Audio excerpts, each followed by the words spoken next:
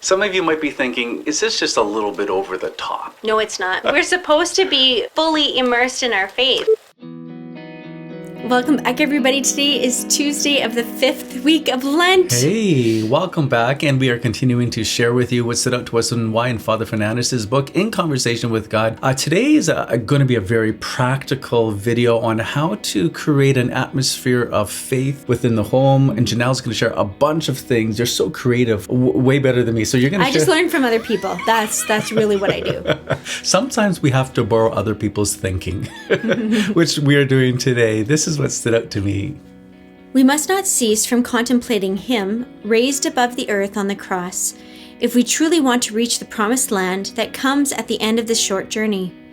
This is all this life really is, and as we do not want to reach our destination alone, we will strive to get many others to look at Jesus, in whom is salvation. I love how he says this is a short journey. This is a short journey. Mm-hmm. Sometimes, though, the days feel long, but the years are kind of short.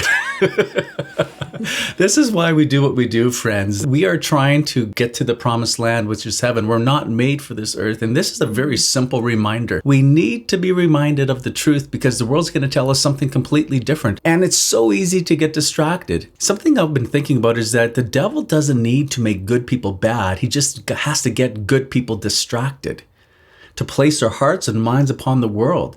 And it's so easy to get distracted with the headlines. Mm-hmm. Think about Ukraine, headline there. Oscars, Disney, there's so much stuff. Just click on YouTube and it'll pop it all up for you, which you're already on.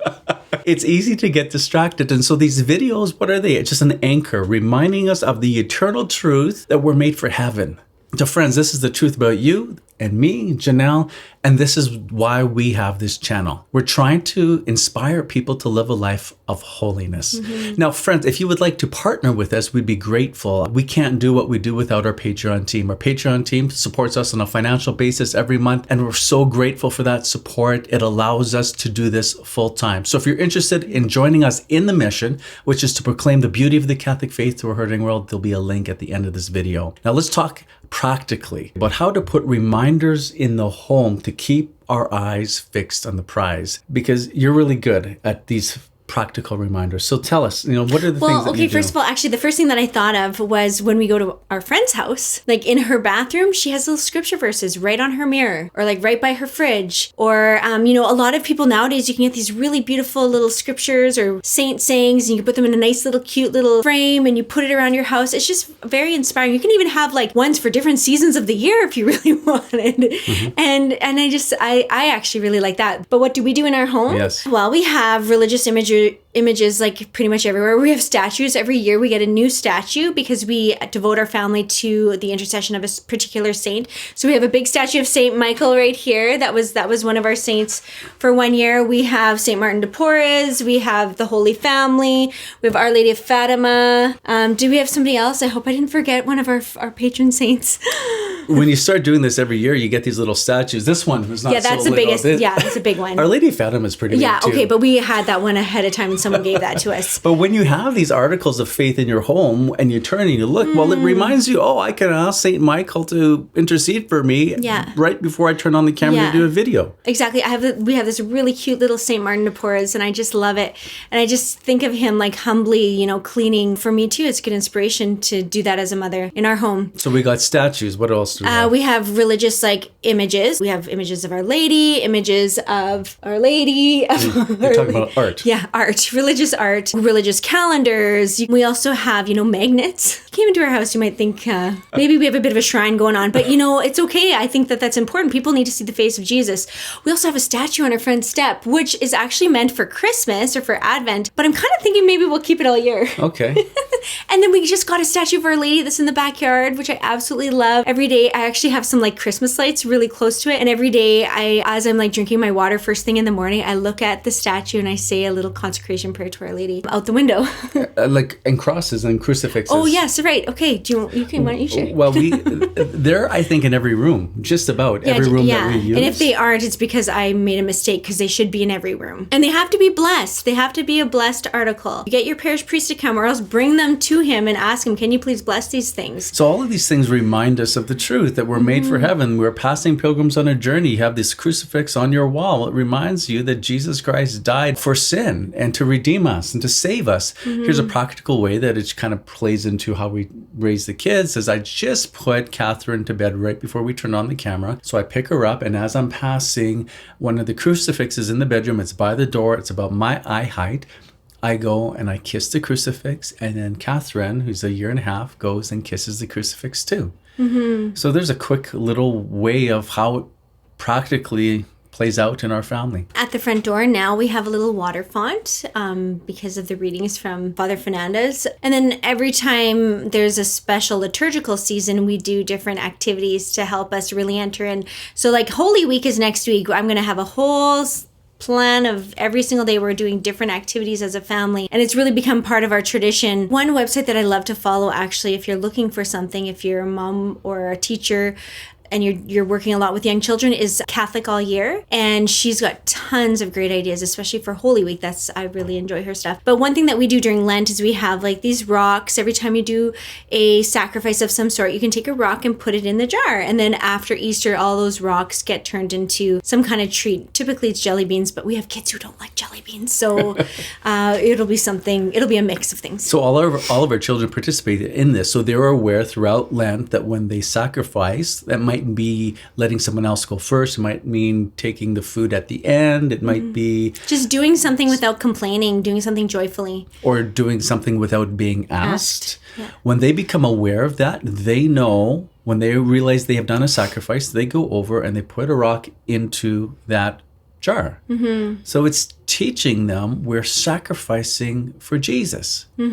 So we actually do have quite a few different religious coloring books. There's some really great, beautiful imagery that is being designed nowadays, like the shining light dolls. If you go to check their website, they have these really beautiful ones that you can put on the window.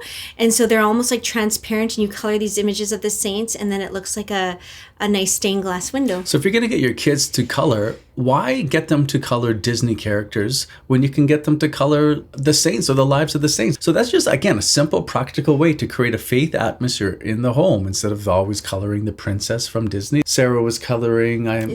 St. Mary Magdalene. That's what she was coloring today. And then even like I was just reminded of a time when we had a rosary supper on the feast of Saint Therese of Lisieux. And so one thing that we did is I just had a bunch of these images of Saint Therese and for all the kids to color. And then we also bought like a dozen roses so that everybody could take a rose home. So it's like, just something, even if you can send your company off with something, whether it's like even a saint card or a religious medal, or maybe you don't do this every time, maybe it's just for a special event. Like we hosted a party for Valentine's Day, but it was also on the feast of Our Lady of Lourdes, and I had an extra one of these little dolls of Our Lady of Lourdes, and so we did a little game, and then someone got to win and take this little doll home. So there's a variety of different ways that you have been very creative in creating an atmosphere of faith in the home where you see things. I have one more thing. Okay, sorry.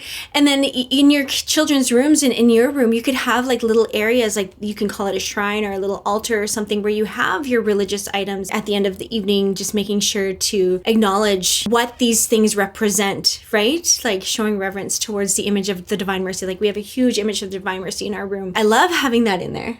I love it. A lot of people spend a lot of money on art. Like some people are really into that, and they spend thousands and thousands of dollars on these pieces of art.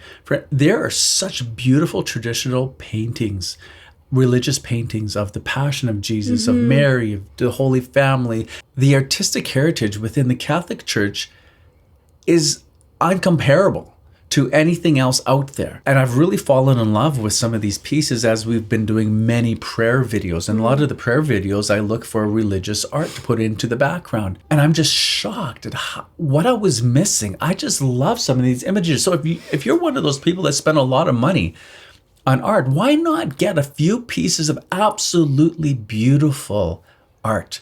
Put them inspires you. That inspires you, that you like. Get something that catches your attention. So every time you walk into the room, that's a reminder of an eternal truth. And we have some friends who just set up like stations of the cross on their land. So you can go and do the stations of the cross on their path. Like there's just so many really great ideas out there. And we are sharing these ideas for you because remember, the truth is we're passing pilgrims on the journey. The journey is short. The promised land isn't here.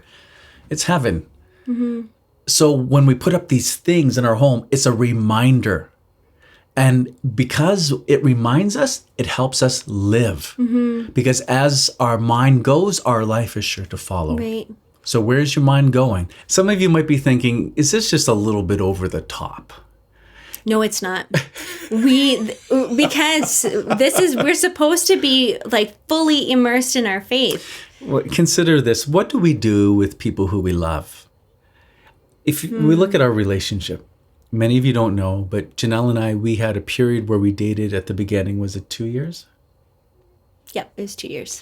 And then... We broke up for 3 years, and then we dated for 9 months, and we're married. Right. So dated for 2 years, then we broke up for 3. That whole time, I had a picture of Janelle in my wallet. It never left. You probably forgot about it, though. No, I didn't. You didn't? No, I didn't forget about that's it. Good. And that's what we do with people that we love. We want to be reminded of them. And then once we were married and we'd go on the road, I still have that picture. And it's easy for me to carry that picture because you want to remind yourself of the one you love. It's kind of like these earrings. Okay. I got these earrings at Christmas from Ken, and I don't think I've really taken them out ever since. I've worn them every single day. And it's for the exact same reason. It's like I love them because I love the one who gave them to me. So when in marriage, thank you. In marriage, that comes sort of naturally. But with Jesus, we have to learn to love him because we have a fallen nature and the faith grows. And so we need these reminders to grow in love. So friends, we hope this is very practical. We hope you have a couple takeaways.